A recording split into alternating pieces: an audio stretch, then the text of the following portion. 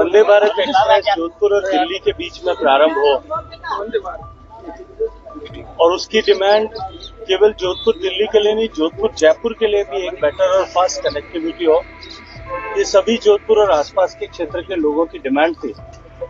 मैं धन्यवाद करना चाहता हूँ माननीय प्रधानमंत्री जी का और माननीय रेल मंत्री जी का कि उन्होंने मेरे आग्रह को, जोधपुर वासियों की इस पुकार को, आवाज को स्वीकार किया।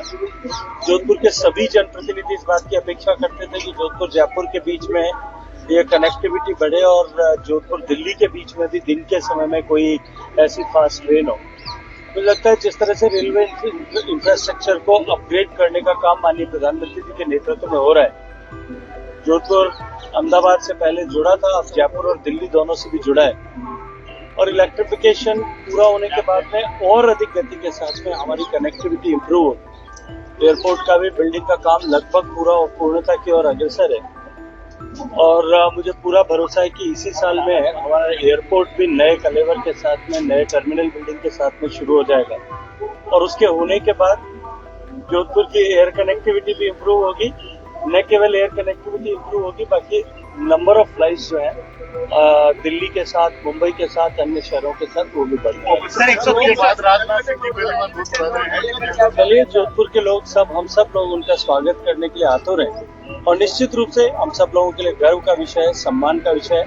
माननीय राजनाथ सिंह जी का जोधपुर में आगमन ऑफ सिंदूर के बाद में इस पश्चिमी राजस्थान की धरती पर, इस सीमावर्ती धरती पर आगमन हम सब के लिए एक नई ऊर्जा और एक नया स्पंदन लेकर के आए। सर 130वां संशोधन किया गया, 20 साल संविधान में संशोधन जो किया गया 130 अभी संविधान संशोधन के लिए प्रस्ताव लोकसभा और राज्यसभा में प्रस्तुत किया गया है। आप सबकी जानकारी में है कि इस विषय पर गंभीरता के साथ में चर्चा हो, विस्तार से चर्चा हो और बाद चर्चा के ऐसे महत्वपूर्ण विषय पर निर्णय लिया जा सके, इसको लेकर के इसे ज्वाइंट पार्लियामेंट्री कमेटी, जिसमें 21 सदस्य लोकसभा से और 10 सदस्य राज्यसभा से होंगे, उसको भेजा गया है और ये तय किया गया है कि अगले संसद के सत्र के समय दूसरे सप्ताह से पहले इसकी रिपोर्ट प्रकाशित हो जाए या इसकी रिपोर्ट सदन के पटल पर रख दी जाए ताकि अगले सत्र में इसे पारित किया जा सके।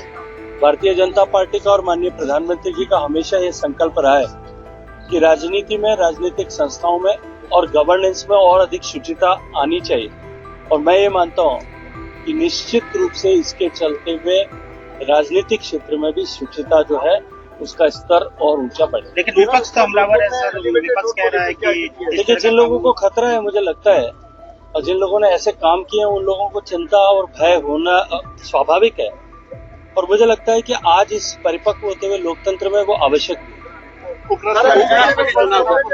दक्षिण बनाम दक्षिण चल रहा है कि मैं न तो इसको ये क्षेत्र के बाद में बांट करके देश को पहले भी कांग्रेस पार्टी ने और बहुत कमजोर किया है। मुझे लगता है इसको क्षेत्रवाद से देखने के बजाय इसको विचार के साथ में देखना चाहिए, व्यक्ति के अनुकूल देखना चाहिए। सीपी राधाकृष्णन साहब जिंदगी भर आइडियोलॉजी के साथ में खड़े रह करके उन्होंने राष्ट्र सेवा का काम किया है और भारतीय जनता पार्टी के समर्थित, एनडीए समर्थित प्रत्याशी होने के नाते उनकी विजयश्री उतनी ही सुनिश्चित है जितनी कल सुबह का सूर्योदय पूरब से होना चाहिए।